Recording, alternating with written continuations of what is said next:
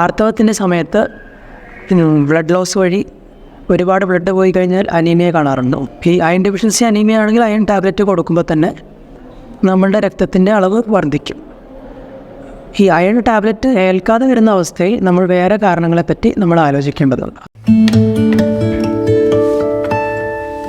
നമ്മുടെ രക്തത്തിലെ ഹീമോഗ്ലോബിൻ്റെ അളവ് കുറയുന്നതിനെയാണ് അനീമിയ എന്ന് പറയുന്നത്. WHO ക്രൈറ്റീരിയ പ്രകാരം ആണുങ്ങളിൽ 13-ൽ താഴെയും സ്ത്രീകളിൽ 12-ൽ താഴെയും ഹീമോഗ്ലോബിൻ വന്നു കഴിഞ്ഞാൽ നമ്മളത് അനീമിയ എന്ന് വിശേഷിപ്പിക്കും. വൃക്ക രോഗികളിൽ പറയുന്നത് ആണുങ്ങളിൽ 12-ൽ താഴെയും സ്ത്രീകളിൽ 11-ൽ താഴെയുമാണ് വൃക്ക രോഗികൾക്ക് അനീമിയയുടെ കട്ട് ഓഫ് പറയുന്നത്. പല രീതിയിലുള്ള അനീമിയകൾ ആണ് നമ്മൾ കാണാറുള്ളത്. യൂഷ്വലി നമ്മൾ രക്തത്തിൽ അയണിൻ്റെ അളവ് കുറയുന്നത് മൂലമുള്ള അനീമിയാണ് അയൺ ഡെഫിഷ്യൻസി അനീമിയ. ഈ അയൺ ഡെഫിഷ്യൻസി അനീമിയ തന്നെ പല രീതിയിൽ വരാം. ഒന്ന്, ആഹാരത്തിൽ അയണിൻ്റെ അളവ് കുറഞ്ഞത്, ഇരുമ്പിൻ്റെ അളവ് കുറഞ്ഞതുകൊണ്ട് വരാം. രണ്ടാമത്തെ കാരണം മലത്തിലൂടെയുള്ള ബ്ലഡ് ലോസ് മൂലം, ബ്ലഡ് ലോസ് ഏത് വഴിയായി കൂടെ ആണെങ്കിലും, ഇപ്പോൾ സ്ത്രീകളിലാണെങ്കിൽ പീരീഡ്സിൻ്റെ സമയത്ത്, അതായത് ആർത്തവത്തിൻ്റെ സമയത്ത് ബ്ലഡ് ലോസ് വഴി ഒരുപാട് ബ്ലഡ് പോയി കഴിഞ്ഞാൽ അനീമിയ കാണാറുണ്ട്. പിന്നെ പ്രഗ്നൻസി റിക്വയർമെൻറ്റ് കൂടിയാൽ രക്തം കുറയാം.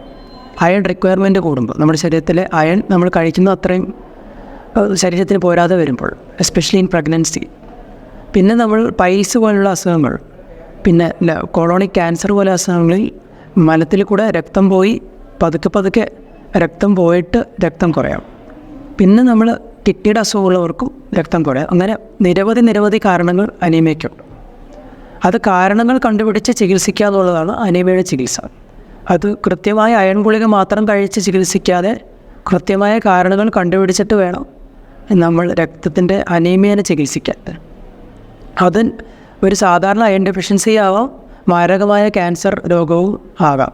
യൂഷ്വലി അയൺ ഡെഫിഷ്യൻസി അനീമിയ ആണല്ലോ കോമൺ ആയിട്ടുള്ള കോസ്. അതുകൊണ്ട് ഒരു ട്രയൽ ഓഫ് അയൺ കൊടുത്ത് പേഷ്യൻസിനെ വിടാറുണ്ട്. ഈ അയൺ ഡെഫിഷ്യൻസി അനീമിയ ആണെങ്കിൽ അയൺ ടാബ്ലറ്റ് കൊടുക്കുമ്പോൾ തന്നെ നമ്മളുടെ രക്തത്തിൻ്റെ അളവ് വർദ്ധിക്കും.